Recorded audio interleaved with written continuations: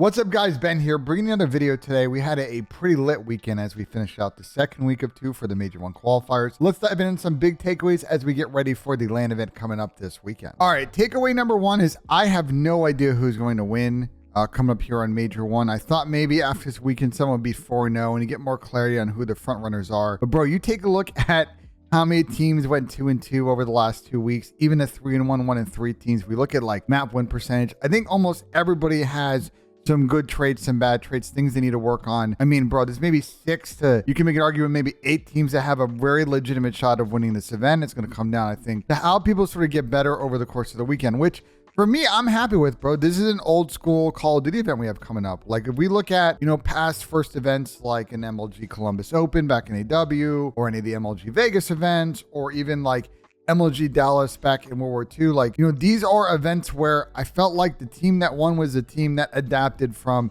Thursday, Friday, all the way to Sunday, and just like use the time in between series to get better as a squad. I feel like that's how this event's going to go down, man, because a lot of these teams all have sort of different areas they need to work on. If they sort of nail their win conditions, they can kind of sail, but if they don't, then they're going to struggle. So it's crazy right now. I think we'll see some separation as we get to Major 2 and Major 3 and sort of the back end of the season. But right now, this is setting up like a classic cluster F of a first event, and I'm so excited to watch it, man. All right, takeaway number 2. I think the meta change, getting rid of the M4, definitely helped the gameplay this weekend. We were talking about this on the Flink yesterday. It just felt more fun to watch. Was it because there's more subs on the map? And if you see the data here from my boy Tim, it backs up the fact that with that meta change, we've now seen more teams using subs. Obviously, that means my boy Austin, aka Slasher, is taking a little bit of a victory lap on Twitter, considering he put up a pretty big bet last week saying that there would be changes after some of the pros said, now it play the exact same when you take the M4 out. But I think really in general, this sets us up for a nice upcoming weekend of LAN gameplay. Like, from a watchability factor, I've always sort of thought that if the gameplay is more sub-based, it's gonna be more fun to watch, more active. I thought the pre-aim M4 meta is like really bad. And look, we're still going to have a lot of situations where there are 4 attacks on the map. We're still playing Fortress Control, and that's a spawn camp, spawn trap fest. So you really can't do much about that. We're talking about open play and impact plays. We're seeing a lot more sub gameplay, which I think ties into sort of the top 10 sort of overall KDs. Now, I want to really put a disclaimer on this list that everybody's got unbalanced schedules. Some teams have a really hard schedule. Some teams, I think, candidly didn't have as strong of a schedule. But if you look at this list, there's a good variety of full-time SMG players that run sort of like a 3rd, 4th AR, and full-time ARs on here. There's variety, which is what we want. We want to see players excel at different roles. And it's not like what we've seen the last couple of years where this list is really mostly AR players and a couple of SMG players. We're setting up nicely. I think this TAC meta is doing what it should be doing, which is creating some good quality gameplay. And I'm excited to see how it evolves over the course of the next week or so when people go to LAN and start to feel that game out. I think my next takeaway is talking about control. Like, it's the game mode's in a weird spot. I think after 2 weekends, you take a look at the win and loss percentage in control. It's making for some interesting maps. I mean, we got to kind of really almost talk about each one sort of on its own. I think that speaks to sort of the map pull issues of this game mode. Like, Hotel is good. I think Hotel Control will be a mainstay this year. We saw a lot of some exciting control games. We saw some boring control games. That's going to happen time to time when, like, I don't know, there's a game where there's 5 offensive wins and there's one where there's 5 defensive wins. But as far as watchability goes and what I think will be sort of exciting LAN moments, this map has got it. El Celio is okay. I feel like from a spectator perspective, it definitely is sort of hard to watch.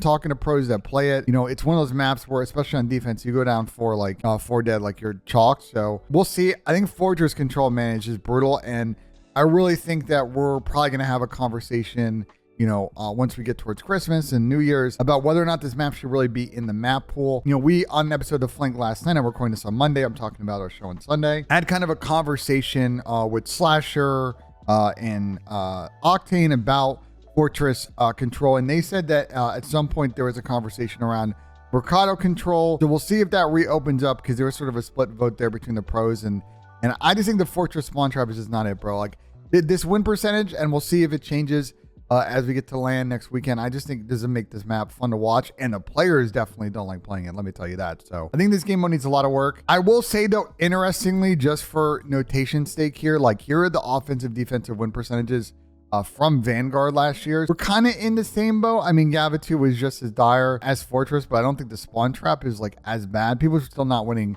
offenses on that map.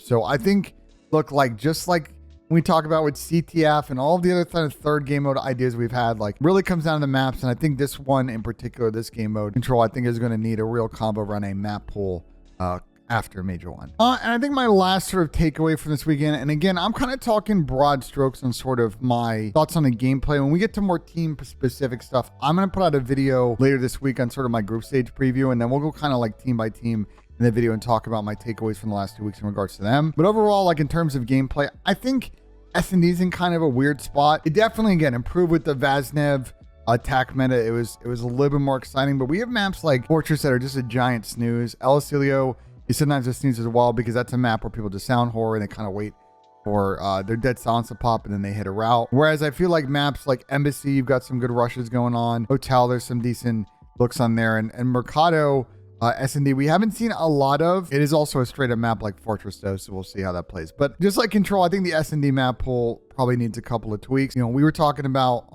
like high rises in the map. It's like in Warzone. So maybe if that comes in, we can bring that in. Terminal, like there's a bunch of conversations around S&D in the map pool, but just like Control, I want to highlight that, you know, I don't know if this game mode, especially without smokes, is like at its peak in terms of watchability. Let's see what happens over the weekend, but we might need to have a further convo about how we make S&D a little bit more exciting to watch for the rest of the season. And yeah, I think that's it for this video. Later this week, guys, we're going to have 2 more kind of preview videos coming out. I'm going to do a group stage preview on the pro side, talking about sort of different groups as they've been drawn. There's a couple of real tasty stuff going on there, including I think a bonus match between LA Thieves and London that's going to get played for group placement seating on Wednesday. So there's a lot of fun stuff around that. We're also going to talk about the Challengers play-in tournament that's happening on Wednesday, preview that, give you guys a breakdown of the teams participating. I personally think, kind of looking at sort of how things set out sort of this weekend, and with those Challenger teams, you know, getting a little bit of extra play time the day before the event starts on Thursday. Like, I think we could see maybe a team, maybe 2 teams make it to the bracket on the CDL side for the weekend. And maybe not 2, but I think there's definitely a possibility of 1 for sure, because they're going to have a little bit more game time. And if they take advantage of that on Thursday and go 2-0, like, you just never know. So I'm really excited for this weekend. Make sure you stay tuned to the YouTube. We're going to be putting out a lot of content. Obviously,